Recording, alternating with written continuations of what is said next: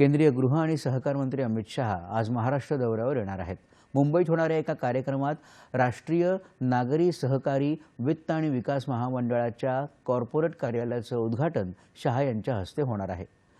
यावेळी सहकारातून समृद्धीकडे या पंतप्रधान नरेंद्र मोदी यांच्या संकल्पनेतून साकारलेल्या सहकार क्षेत्रासाठीच्या अनेक महत्त्वपूर्ण योजनांचा प्रारंभही शहा यांच्या हस्ते होणार आहे।